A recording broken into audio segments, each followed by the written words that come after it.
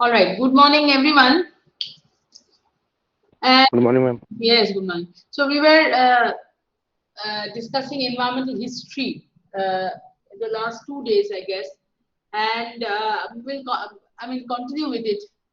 Uh, and I think I have posted some readings in the reading list. So could you access some of the materials and the video files? Could anyone access it?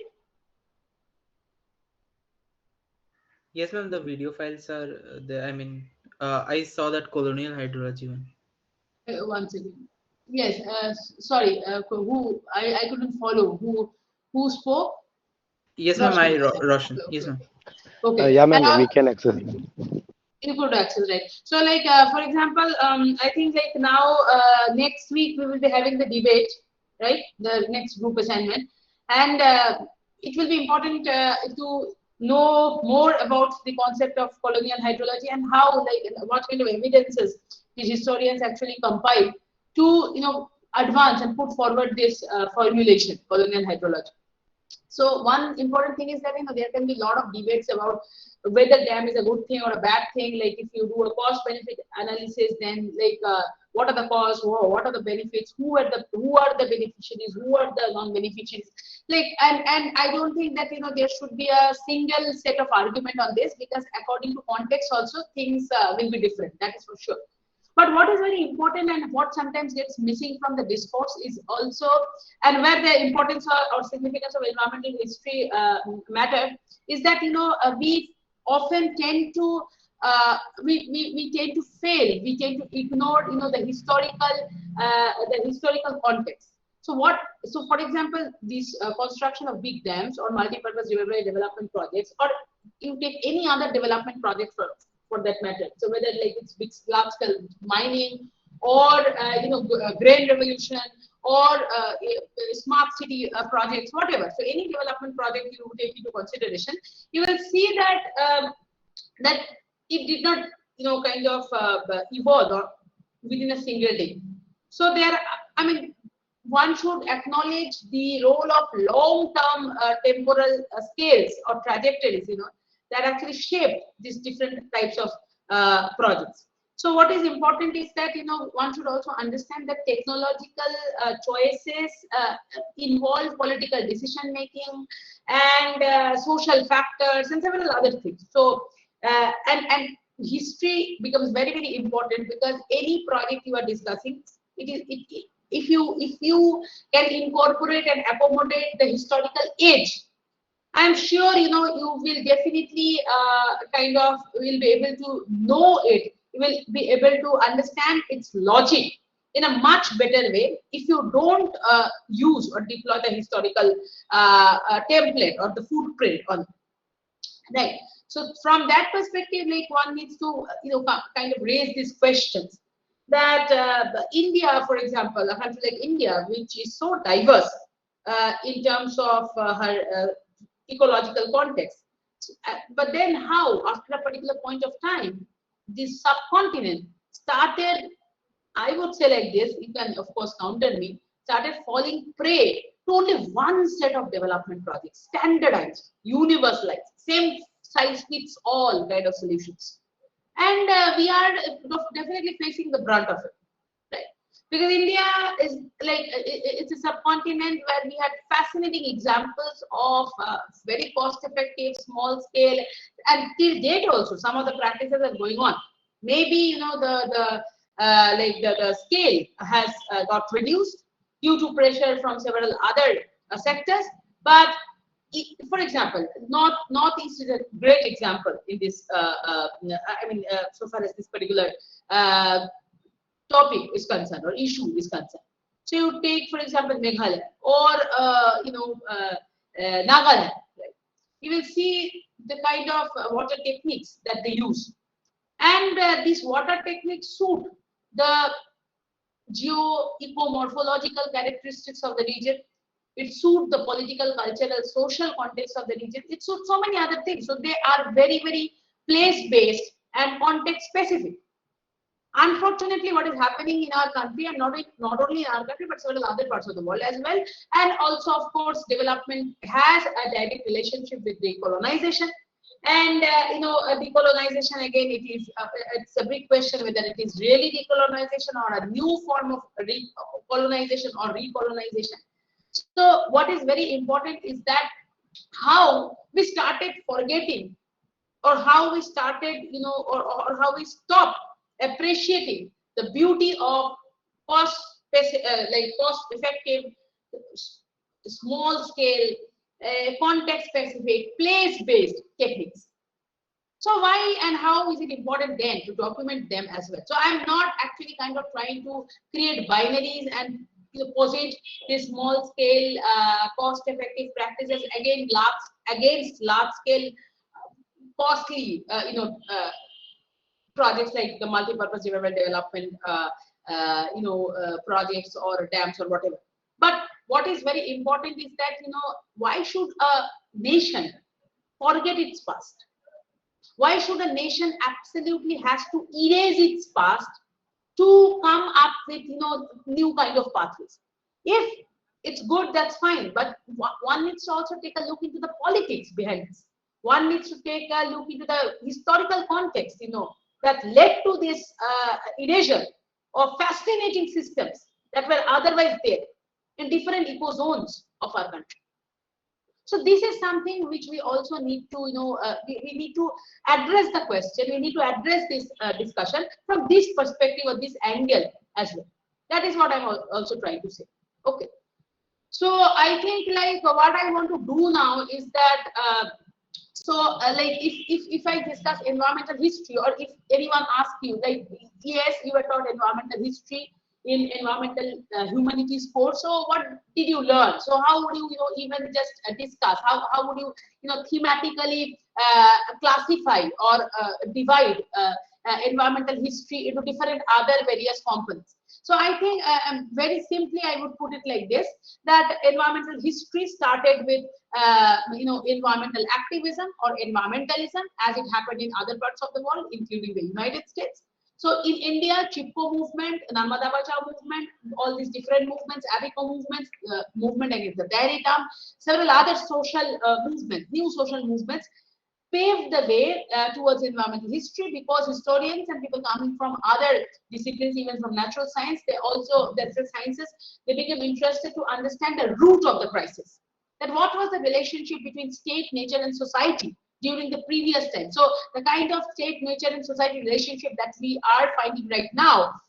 So does it draw a precedence from the preceding centuries? So, and from when did our country, for example, uh, encounter this major departure? So maybe for a long period of time, the kind of relationship that the state had with nature, the people had with nature, there was a significant departure from a particular point of time. So what is this time scale? And of course, unanimously, the answer would be colonization, British colonialism. So then historians, mainly they started focusing on the forest history, because the first wave of environmental activism that took place in India during the 1970s, they were mainly, against, they were mainly by the forest communities, against the felling of trees, and against the privatization of forests, and the involvement of several private companies, and also like big transnational organizations like the World Bank. So Chipko movement, Apico movement, several other movements, and Chipko, because Chipko definitely it had a very long, lasting influence, and it inspired several other forest communities and forest leaders in this country and also beyond. So environmentalism, forest movements, forest history. So for a long period of time, that is in late 1970s, 1980s, and early 1990s, and also even continuing from that period as well, we have a very like a big chunk of forest history in India and South Asia, or more specifically India. You know, is it's here environmental history developed as a very sophisticated tool of analysis, and historians around the world, global at the global level, they argue. It is their argument. It's not our claim. It's not Indians' claim, but it's the argument by the global historians, very renowned historians like J.R. McNeill, like Juan Martinez earlier. So they have only pointed out that South Asia, it's a brilliant space and a platform that led to the formulation and also advancement and enrichment of environmental history as a domain. So we have been appreciated by the world. Yeah, we did not claim that we came up with the aeroplane or something else in the ancient period. The claims that we make, unfortunately, so we never claimed that we were the toppers in environmental history, but it is this kind of like an appreciation we have got from the world, and that is more important, I think, rather than making shabby claims that India is a country which has done this, which has done that, and nobody acknowledges that, because there are, because history and myth, historical sources and mythical sources get blurred. But in this particular context, when we are discussing environmental history, we have got this epithet and appreciation from the world. We have never claimed, that we were the best in environmental history, but this appreciation has been thrust upon us. So that is also very important.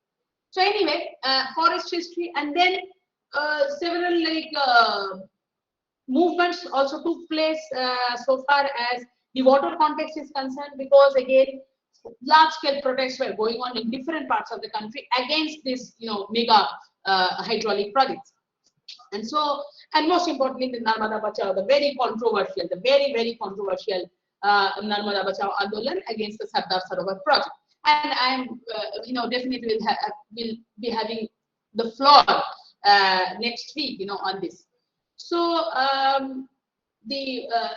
but what is important from the context or the perspective of environmental history is that these movements against the mega hydraulic projects, that again led to the emergence of water history and the formulation of this term or this coinage, colonial hydrology. Right?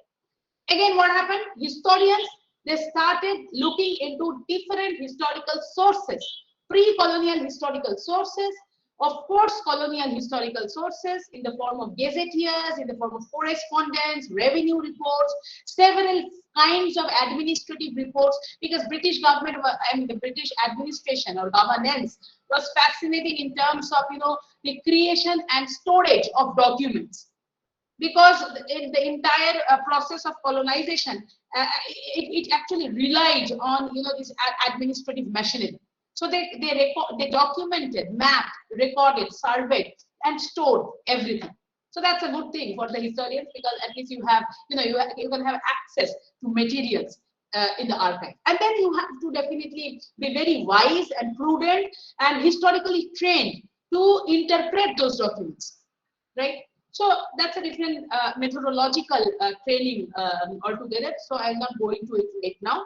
But what is important is that, so historians, again, South Asian historians and historians from India, people like Rohan D'Souza, David Moss, Esha Shah, Elizabeth Whitcomb, many other people, they then started looking into the roots of, again, the departure in the state, water, and society relationship.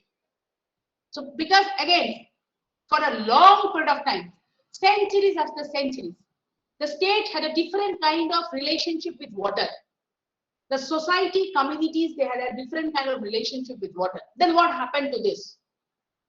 So if we are studying, if we are exploring a mega hydraulic project, so from where did we learn this knowledge?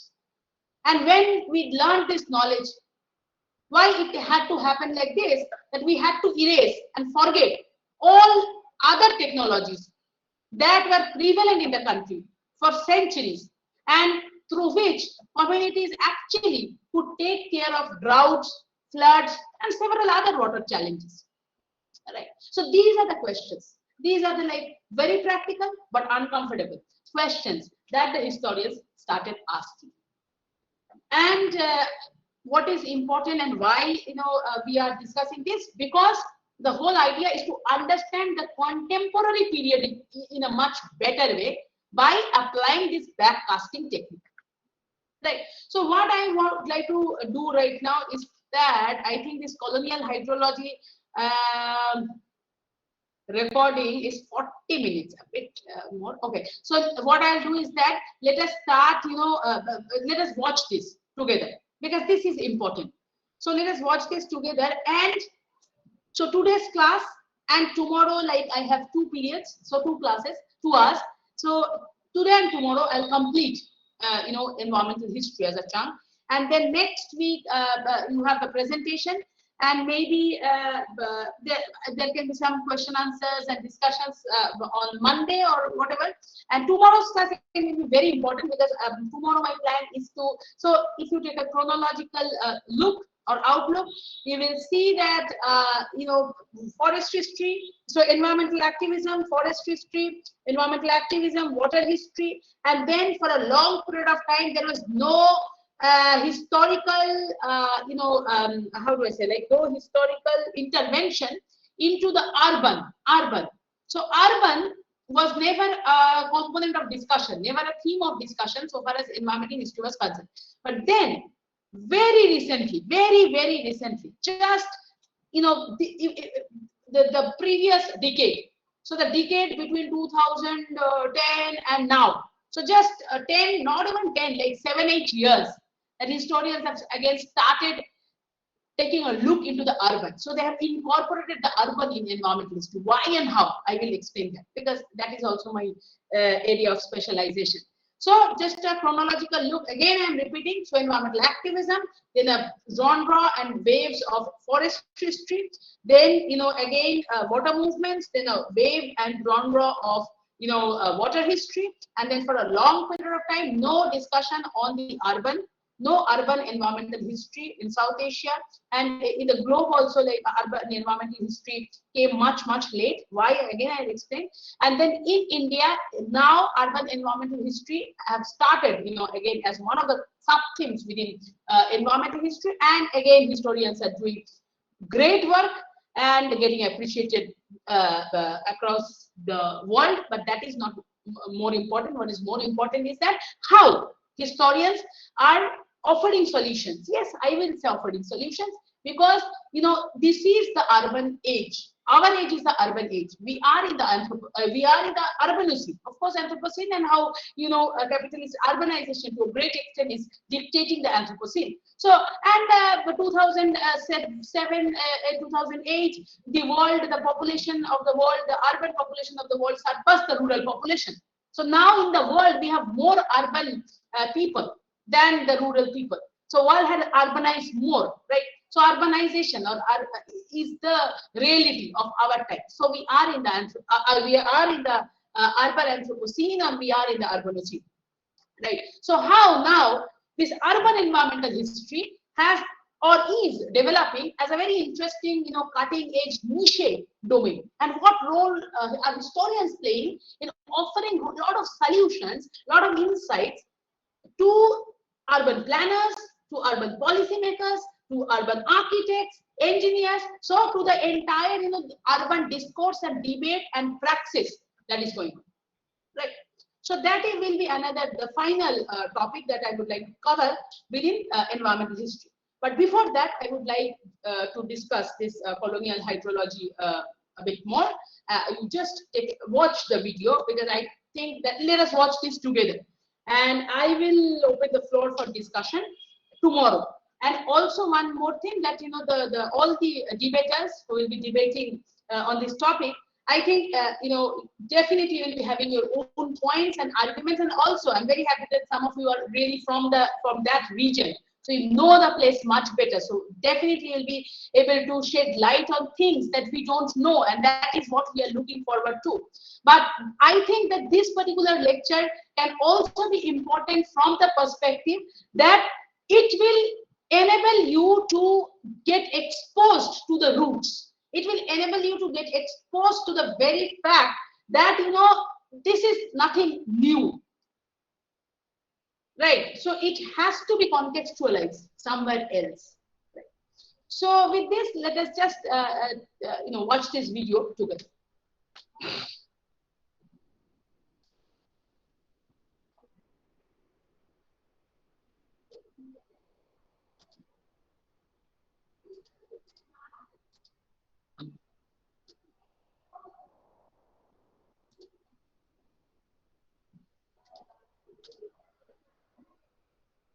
Can you see this? Can you see and hear? Yes, ma'am. It's visible, Lecture audible. lecture All right. 13 is all about colonial hydrology. So I'll explain what colonial hydrology is. I will explain the debate surrounding colonial hydrology, whether colonial hydrology can be considered as an appropriate scientific term, or whether we can also counter or critically interrogate this particular terminology called colonial hydrology. So all these questions should be there, should be evoked in your mind once you go through the various slides in this presentation. And as it is a subjective thing, so the discussion or the opinion is very, it can be open. So it is not that I will try to impose a fixed mindset or a fixed opinion on you, but rather what I will expect from you is that I will give you some facts and figures by covering the various works by the several environmental and more specific water historians, and then you should think and rethink that whether colonial hydrology is a proper scientific appropriate terminology or not. So this is what we are going to do in this presentation. Now, to begin with, what is colonial hydrology all about? What is colonial hydrology? How do we conceptualize and how do we define colonial hydrology? So this is a question that we should raise at the very beginning, that is, did the British experience comprise of an altogether distinct paradigm? Now, this is very important, distinct paradigm for hydraulic interventions in South Asia. So we know that if we go through the history of civilization, we will find that there was always a relationship between water and society. So many a times the society people, they had actually tried to use water, abstract water, extract water, and implemented several technologies to harness water for people's use, for basic use, for some amenities, for industrial purpose, for domestic consumption, for agricultural purpose, and all that. But now the question is, so far as South Asia is concerned, did the British experience, that is from the time when South Asia came under the rule of the British, came under the colonial rule, so did the British introduce technologies, or did the British introduce interventions, technological interventions that can be considered as very much different or something unique from the preceding years? So this is what is the question all about, that did it comprise of an altogether distinct, a landmark, a watershed paradigm for hydraulic interventions in South Asia? So this is the question that I have raised at the very beginning, and this is the question which we would try to answer by some of the empirical facts that will be provided in this particular presentation.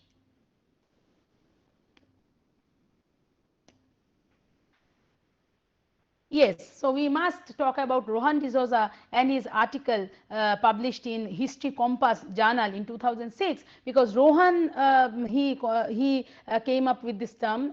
He conceptualized colonial hydrology in this particular article called Water in British India, the making of colonial hydrology. So he asks us to think or to understand colonial hydrology as a theoretical attraction to the entire hydraulic experience of South Asia during the rule of the British. Yeah, so we need to understand the relationship between water and colonialism. So water and society during the colonial rule. So yes, as I mentioned that I would give you some facts and figures, and these facts and figures I will be able to provide you from the works of the water historians who had written extensively on water scenario, mainly rural context of course in South Asia, and mainly we will be covering north, south, glimpses from north, south and eastern India. So I will not be able to cover all the works, but I will be able to cover most of the significant works on north, south North and East India. So why West is not there? Because I mean West is so far as West is concerned, there are not much works by environmental historians. There are one or two works by scholars like Peter Molinga and all, who had focused on Maharashtra, but I mean barring that, we don't have much works on Western India, but we have ample works on Southern, Northern and Eastern India, on which I will be focusing on. Yeah, so to mention about this book and one particular article called From Hydrology to Hydrosocial History of Waters in India. So this will be another very important assignment for you.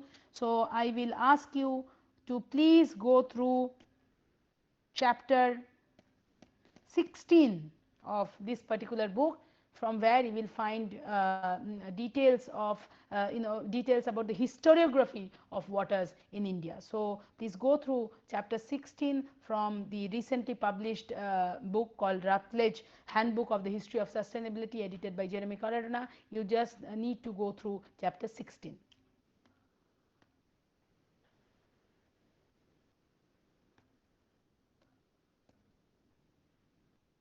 Yeah. So coming to the context of North India, in 1972, Elizabeth Whitcomb, she wrote a fascinating, a comprehensive, a path-breaking book called Agrarian Conditions in Northern India.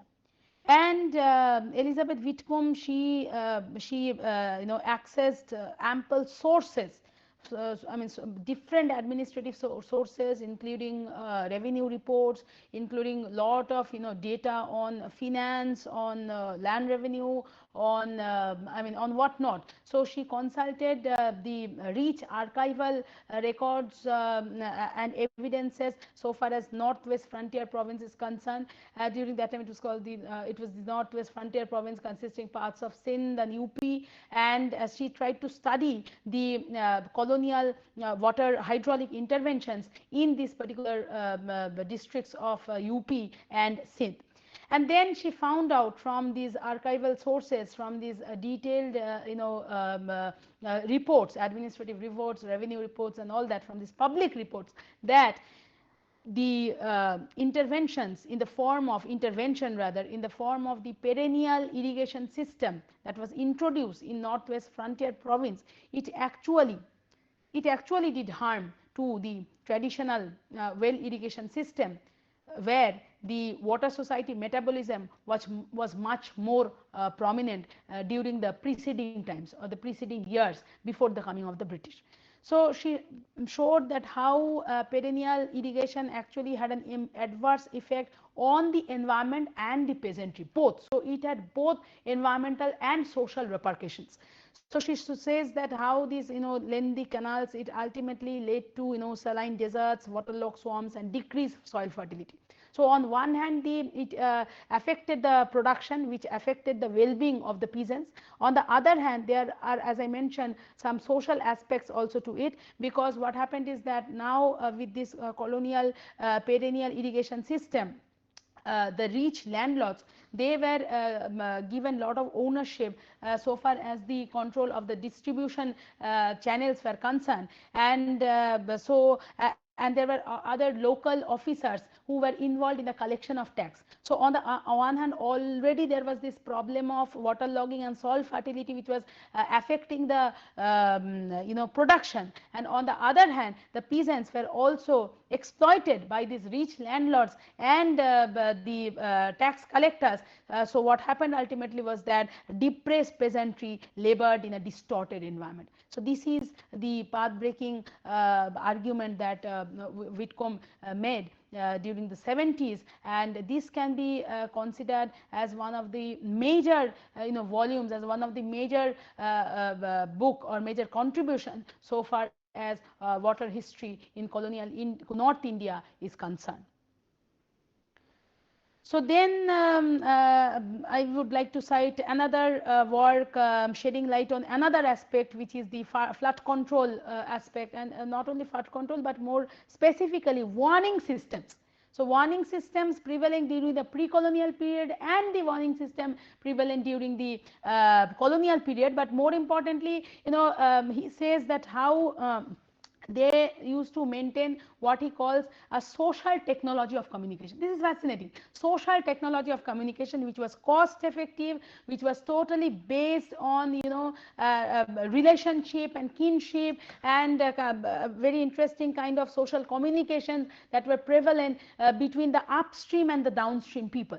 So in that way, through those informal arrangements, through those informal network, how these people before the coming of the British, they used to maintain a very useful and effective traditional warning system. But unfortunately, how when the British came, how this system was totally replaced, and how flood became a fiasco in North India, especially in the Indus Valley, and especially Benjamin Wheel focuses on a particular town called Dera Ghazi. And he talks about flood that occurred in Dera Ghazi, and ultimately what happened, that entire town had to be relocated.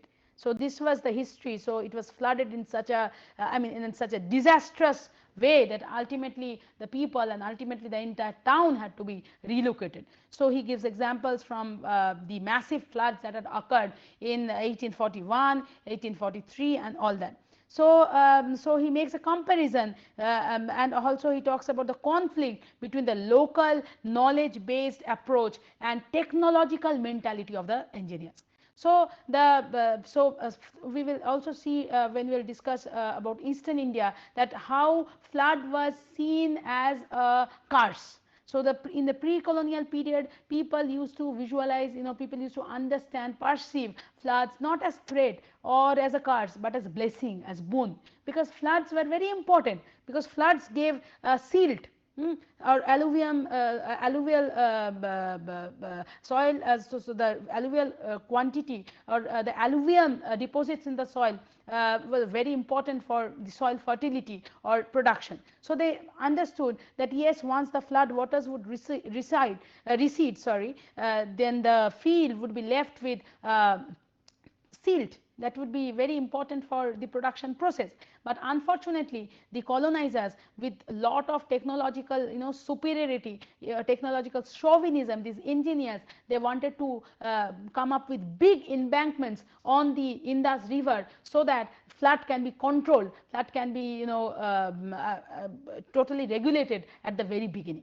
So complex engineering works, it replaced the traditional warning system and mobility, undermining alluvial farming systems as well as a precautionary approach to environmental management. So as I was trying to explain, that Benjamin Wheel's article is very unique in a sense that he not only talks about that how flood was perceived as a curse during the colonial period, and how the colonial engineers totally concentrated on flood management rather than post flood harvesting or production agricultural production mechanisms.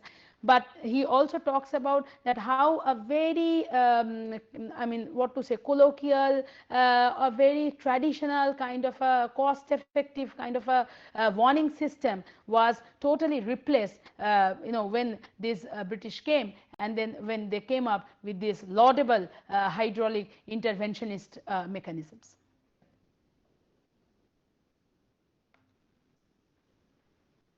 So far as North India is concerned, there are other writings as well. So I am citing Indu Agnihotri's work on the canal colonies of Punjab, and David Gilmartin's work on a theoretical framework mainly, which he calls imperial science, and tries to map trace the effects of imperial science on the hydrological or the hydraulic configurations of South Asia, especially India, North India again. So Indu Agnihotri's work, it shows that how the colonial canal system in Punjab, it overran the existing inundation canal system. The same story everywhere. We'll see the same thing when we'll be discussing Eastern India and also overflow irrigation in East India. So what happened is that the pastoral, the local pastoral economy, the local pastoralist way of tilling the soil and their way of agricultural production, it was totally hampered when this perennial colonial irrigation mechanism it was implemented and it was transplanted over the traditional inundation canal system that was already existing in Punjab. David Gilmartin comes up with a conceptual or a theoretical framework which he calls imperial science. Imperial science and so techno-chauvinism of imperial science. This is a very important argument that he makes, and he says that these interventions were also thickly loaded with the with the kind of technological superiority that these engineers were possessing. So the Eurocentric notion of the Eurocentric notion of we are the best, and the Eurocentric notion of our techniques and our technologies can do anything in the world. It can tame the rivers, it can manage floods, it can I mean it can tap, tame, do whatever it wants to do so far as ecological resources are concerned, whether it is forest, whether it is water bodies, whether it is wetlands. This kind of a chauvinistic attitude was very much there in the technologies that the colonizers implemented during the British rule in colonial India. So this is what Gilmartin emphasizes and talks about in his 1994 article on imperial science. And what was the result? Of course, the result was socially and environmentally social and environmental disruptions. So these interventions were, of course, as we have seen in the earlier cases as well. So these were socially and environmentally disruptive, and there is no doubt about this. And he also talks about the centralized control that was implemented under the aegis of the irrigation department. So previously, the entire water system or water management business, to a great extent, it was decentralized. So it is mainly owned, managed by the communities, but supervised and monitored, of course, by kings and rulers and all. But then with the establishment of the irrigation department, everything became centralized and under the aegis and under the control of the irrigation department. So maybe I am making some linear comments and arguments here. I will give a caution, or I will generate a caution in the next part of this presentation. So don't think that I am trying to create the binary between the golden pre-colonial age and the disruptive colonial age. I am not doing this kind of unsophistication. I am not trying to talk about or bring in the lecture, but I am right now I am just introducing you with the arguments made by these water historians or environmental historians in their articles. So we have ample scope and ample time later to think and rethink and counter and criticize their arguments. So that will be an entirely different exercise. But this the presentation, the objective, the purpose of the presentation is to evoke all these questions in your mind.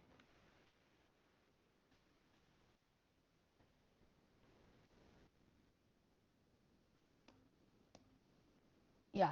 So coming to South India, I will not cite much work, but one recent work by Eswara Rao, very interesting title, Taming Liquid Gold and Dam Technology. So he has mainly focused on the Godavari Anikat in South India.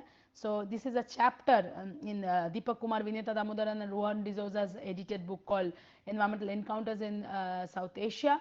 So here Rao he sheds light on the history of the construction of the Godavari Anikat during the 50s, and he shows that just during the preceding years, that is roughly between 1815 and 1840, so he consulted the archival reports and records to find out that there was a kind of a colonial anxiety and apprehension that the production was actually falling.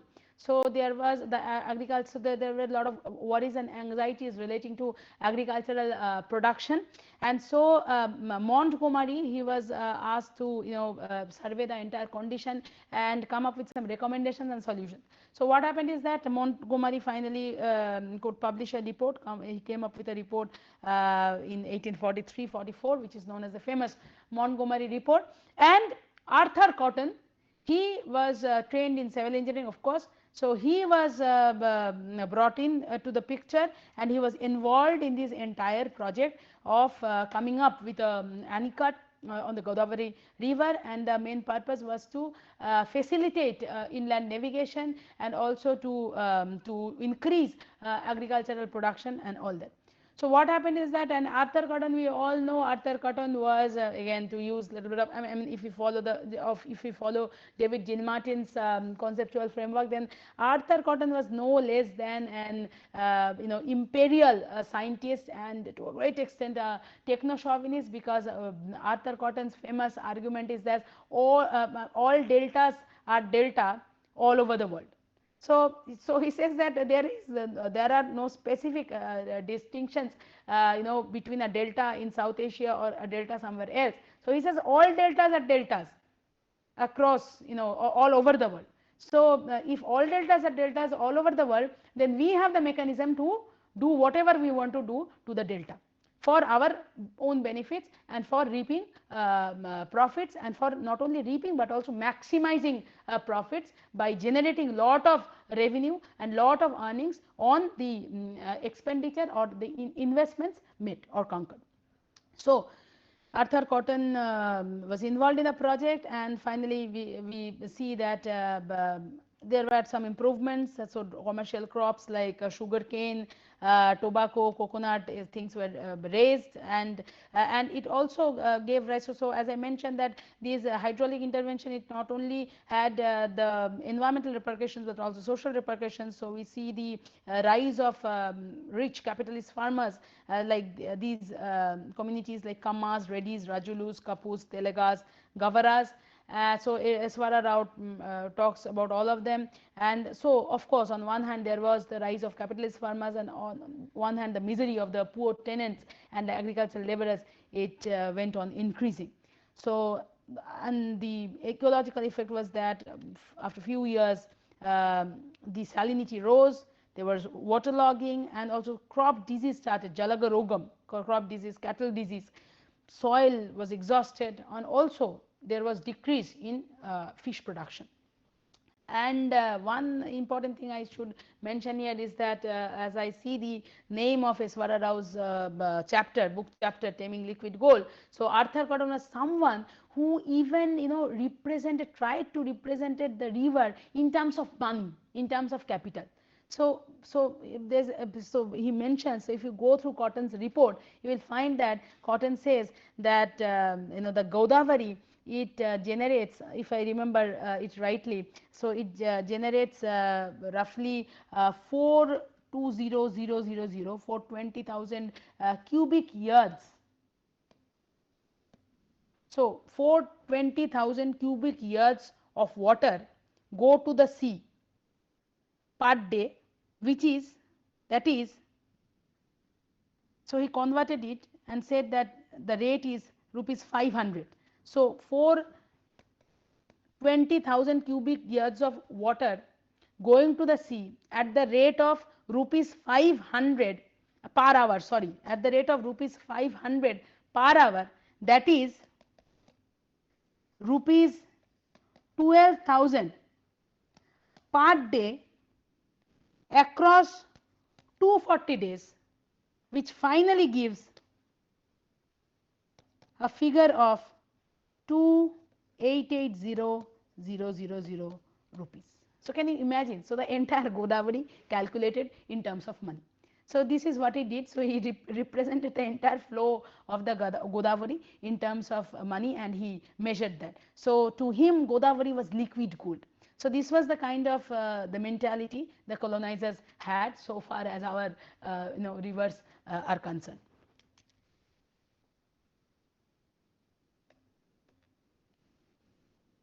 Yes. So now coming to Eastern India. One major development during the colonial times was the permanent settlement in the Bengal province, that is consisting of Bengal, Bihar and Orissa. So I think I had mentioned it earlier as well in some of my slides or lectures. That is previously, I mean, the basic difference between the pre-colonial and colonial rule was that during the pre-colonial period, flood was never perceived as a curse.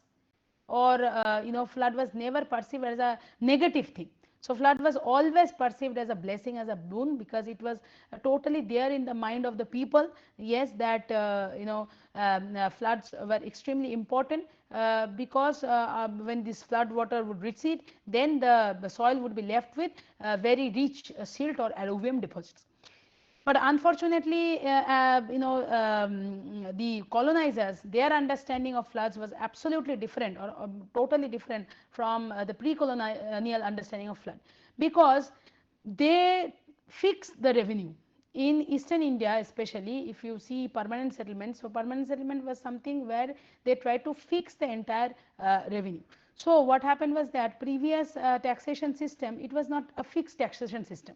It totally depended on the what to say, the opportunity and the opportunities available, I mean seasonal opportunities available, and the droughts and floods. During those times taxes were not collected, rather during those times loans were provided by the state or by the rulers, and even the local local rulers to the peasants. So, but the colonizers were not comfortable in that kind of an arrangement, and what they wanted to do was they wanted to continuously extract revenue from the soil. So as this became continuous, so from irregular or discontinuous system of taxation to continuous or fixed system of taxation, so it was mandatory for them to regulate floods, to control floods, because otherwise during those months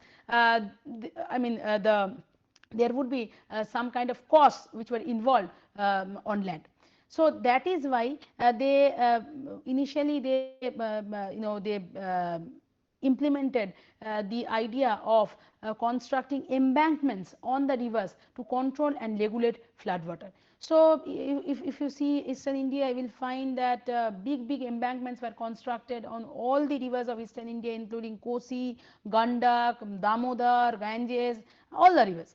And what happened is that the overflow irrigation, that is the traditional irrigation system, was totally replaced by the era of embankment, or the era of embankment construction. And we see very interestingly, there is a work by Daniel Klingenschmidt, we will talk about it, where Klingenschmidt had showed that how actually even some of the colonial officials, they pointed out that overflow irrigation was extremely productive for the peasants and for the soil, which the British unfortunately did not try to understand.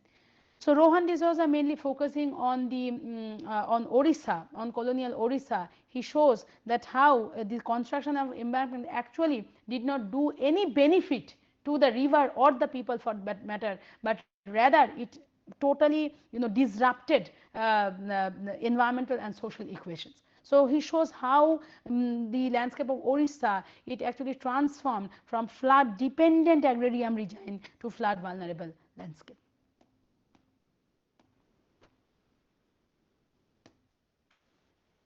Yes. So now, as I told you in the beginning of the lecture, that we will little bit play with this term colonial hydrology. I am not going to impose this term on you, but rather you are supposed to think that whether colonial hydrology is an appropriate terminology or not, because till now I had only talked about the negative aspects of colonial hydraulic interventions, but there are few works which also which also do not talk about this binary distinction between pre-colonial and colonial water regime. Rather they say that a few works argue that there is a kind of a continuity between the pre-colonial and colonial period so far as water management is concerned. There are other works, for example Ironstone had countered Elizabeth Whitcomb.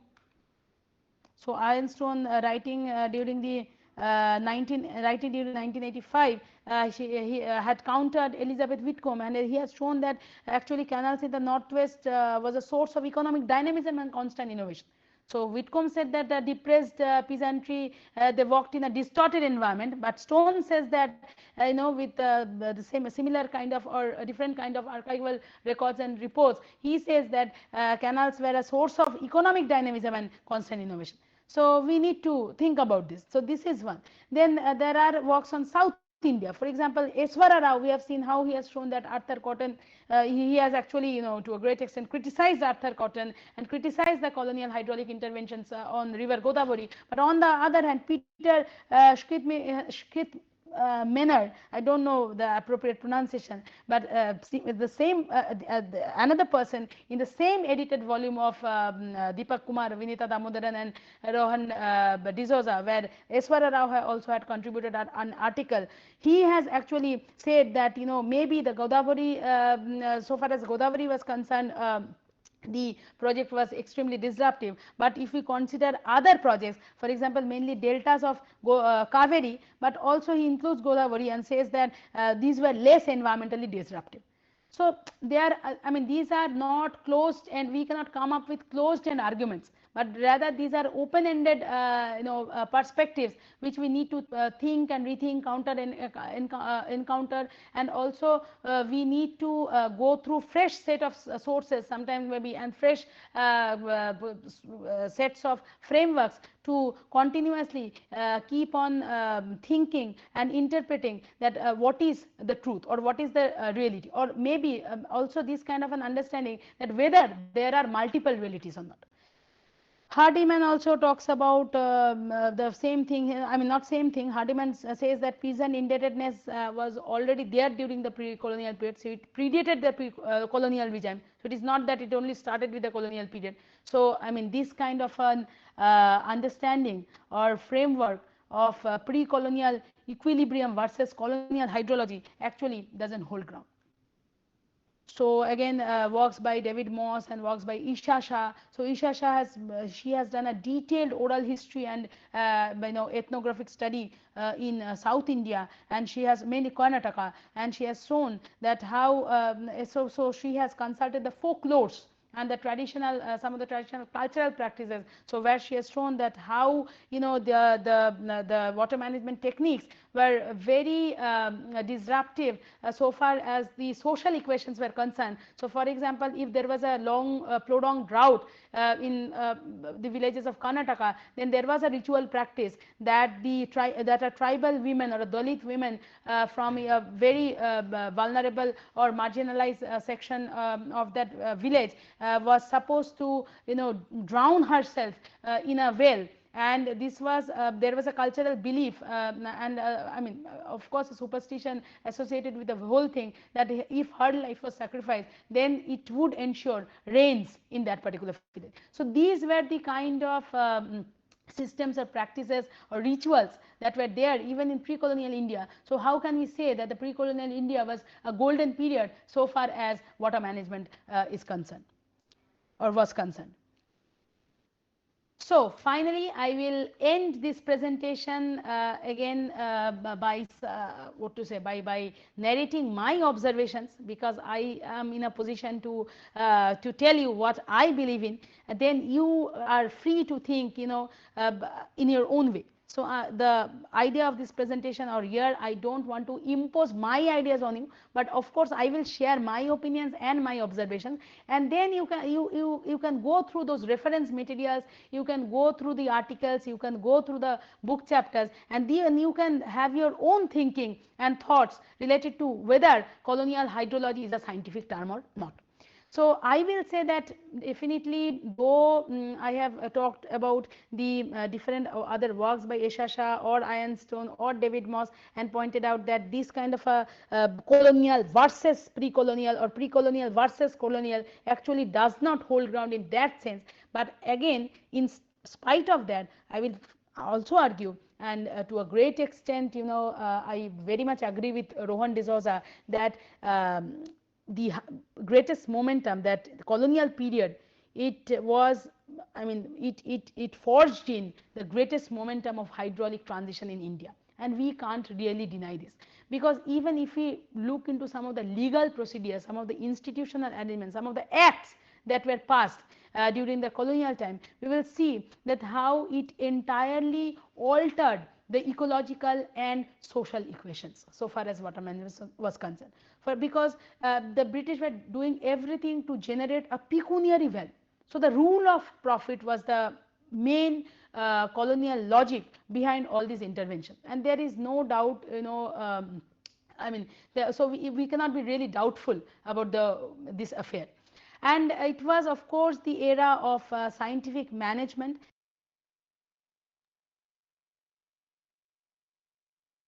Yes. So I hope, and we came to the last leg of the lecture. Is 2-3 minutes more maybe. So you can just watch it by your own. I mean, there's nothing more to it that much, except where I've actually shared the reference list. Because the works that I covered there, so those works have been referred to. Just 1 second. Just 1 second.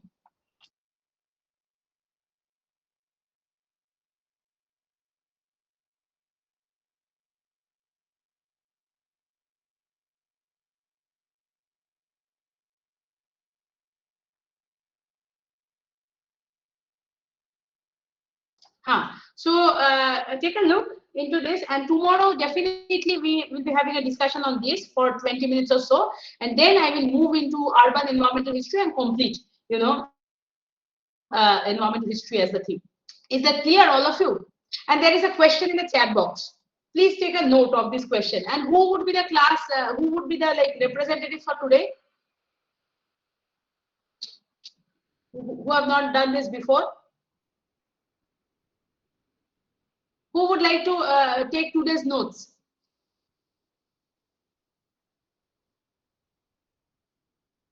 So Aman, have you done this before? Aman Raj?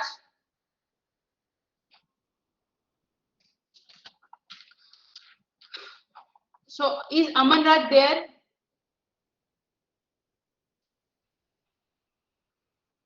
Muhammad Shoaib? Shoaib, are you there? What is happening? Will we mark them as absent? No, don't take a decision right now, because it's already 12. I mean, we have, the class time is over. So Manish, are you there? Manish Roy, are you there? Okay, so Amit, give me a reminder tomorrow, so I'll do it tomorrow. And Shauradip, can you? Okay. Yes, ma'am. Just one request, so others can leave. Yeah. So Shauradip, one request is there. So please.